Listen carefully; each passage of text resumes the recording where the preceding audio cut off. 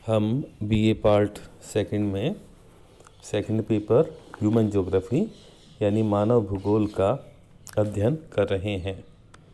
मैं राजकीय महाविद्यालय लक्ष्मणगढ़ से भूगोल सहायक आचार्य। हम मानव अधिवास के बारे में यानी ह्यूमन सेटलमेंट के बारे में अध्ययन करेंगे कि इसको प्रभावित करने वाले कौन कौन से कारक हैं। ये हमारे सामने वो विभिन्न कारक लिखे हुए हैं जो कि मानव अधिवास को ह्यूमन सेटलमेंट को प्रभावित करते हैं। इसमें है जलवायु, भूमि की बनावट, जल की प्राप्ति और इस तरह से आगे तक निर्माण सामग्री तक एक एक के बारे में इसमें विस्तार से अब चर्चा करते हैं। सबसे पहले है कि मनुष्य का जो अधिवास है उसके ऊपर जलवायु का, क्लाइमेट का क्या प्रभाव होता है। अब ये जो जलवायु है इसके विभिन्न तत्व मनुष्य के जो रहने के स्थान हैं, मकान हैं, उनकी स्थिति पर भी प्रभाव डालते हैं, बल्कि और दूसरी पक्षों पर भी। जैसे वर्षा, जहाँ पर वर्षा कम होती है वहाँ पर मकानों की छतें सपाट होती हैं, चाहे वो अरब का क्षेत्र हो या पंजाब, हरियाणा, राजस्थान का भाग हो, वहाँ पर इस प्रकार से देखा जाता है।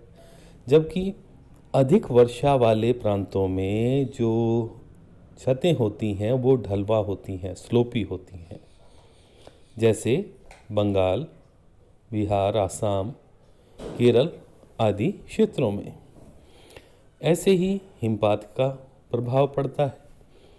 हिमपात यानी स्नोफॉल जहाँ पर ज़्यादा होती है वहाँ पर छतों के ढाल भी अधिक रखे जाते हैं, जैसे स्कॉटलैंड, साइबेरिया, कनाडा, नॉर्वे आदि।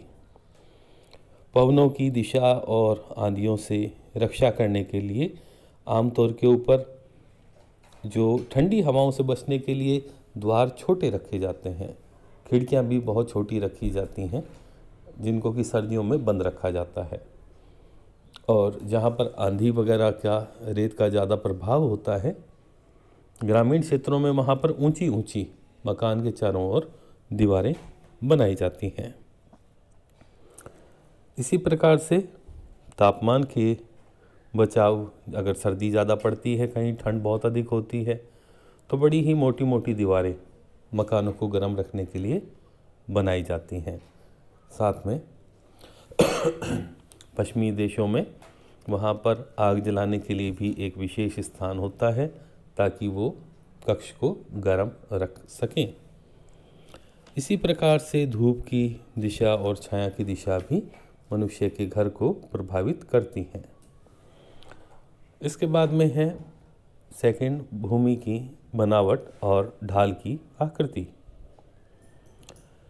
अब जिस क्षेत्र के अंदर भी समतल क्षेत्र में है कि पर्वतीय क्षेत्र में मकान है तो वहाँ पर इसका प्रभाव पड़ता है। उदाहरण के लिए अगर कहीं पर मैदानी भाग है तो मकान के चारों दीवारों की ऊंचाई समान होगी, लेकिन अगर पर्वतीय ढाल पर बनाया गया मकान है तो उसके सामने की दीवार अधिक ऊंची बनानी पड़ती है ताकि पीछे की दीवार जो फर्श और छत की तल तक रह सके। इसके बाद में है जल प्राप्ति की दशा, वाटर सप्लाई। वाटर सप्लाई भवन का निर्माण जहाँ पर जल की उपलब्धता होगी वहाँ पर ही होगा। पहले ऐसे समय था जब कि गांव के अंदर एक ही कुआं या तालाब होता था, पोखर होता था और उसके चारों ओर मकान बनाए जाते थे।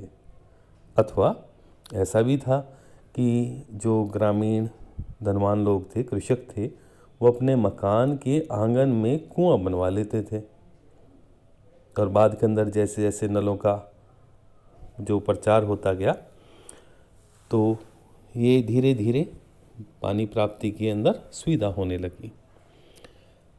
अब पश्चिमी जो राजस्थान का क्षेत्र है, मरुस्थलीय प्रदेश है, वहाँ पर काफ़ी गहराई के अंदर पानी मिलता है, जिसकी वजह से वो लोग वर्षा के जल को छत पर इकट्ठा करते हुए मकान के किसी एक भाग के अंदर कोई टाँका होता है या कुछ ना कुछ इस प्रकार का स्ट्रक्चर होता है, वहाँ पर पानी को संरक्षित रखते हैं, जिसका कि वर्तमान में जिसको कि वाटर हार्वेस्टिंग के नाम से हम जानते हैं। आधुनिक युग के अंदर बड़े बड़े जो मकान भवन बनते हैं, इसको बनाया जाने लगा है। अगला पॉइंट है अधिवास को प्रभावित करने का जो कारक है वो है आर्थिक दशा, यानी कि इकोनॉमिक कंडीशंस। अब मकान का जो भी प्रकार है, आकार है, जैसे अगर धनी कोई व्यक्ति है उसके मकान का आकार बड़ा होगा और साथ के अंदर निर्माण सामग्री में पक्की ईंटें, सीमेंट, ग्रेनाइट, मार्बल, इस तरह की चीज़ें लगी होंगी।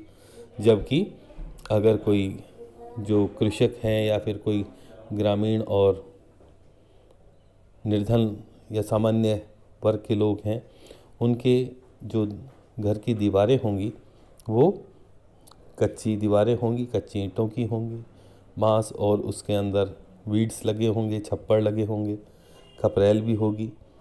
साथ साथ में उनके घरों में कोठार की आवश्यकता होती है, पशुओं को रखने के लिए, गाय भैंस को बांधने के लिए अलग से व्यवस्था होती है।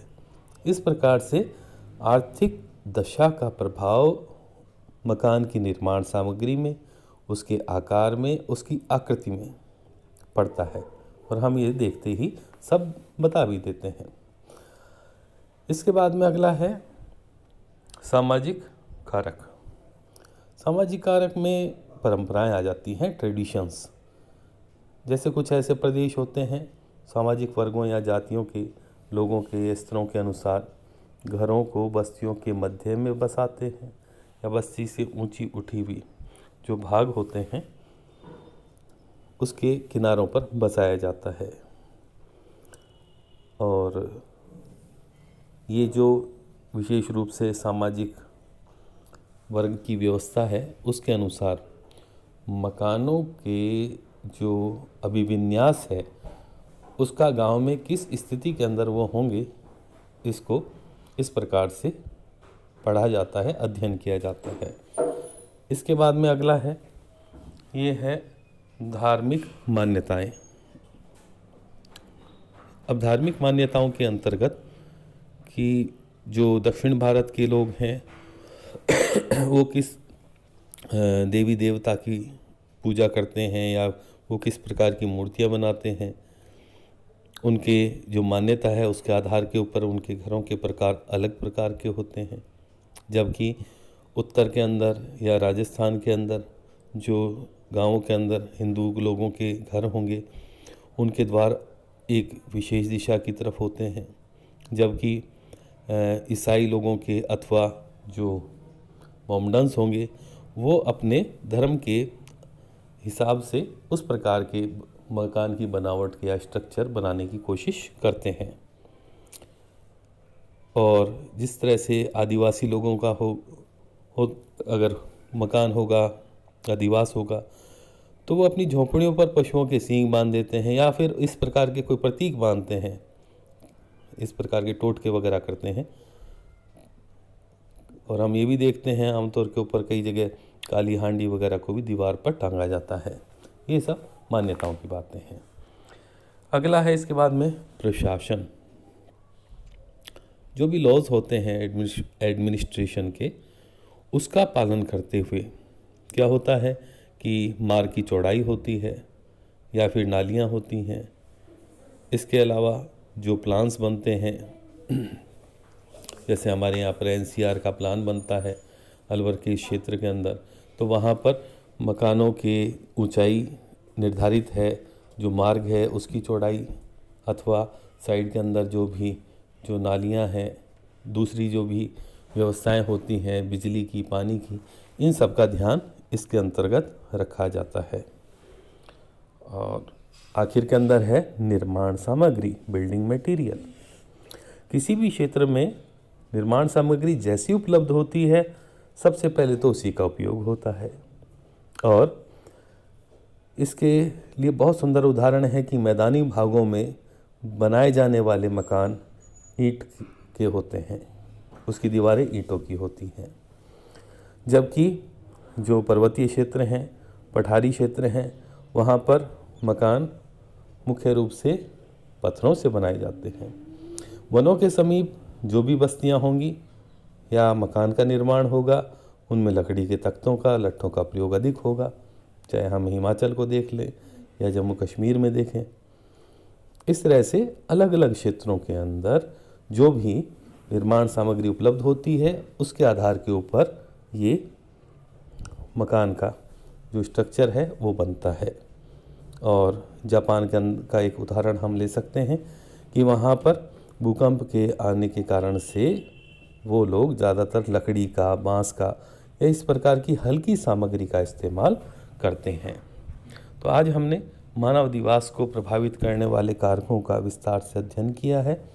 धन्यवाद।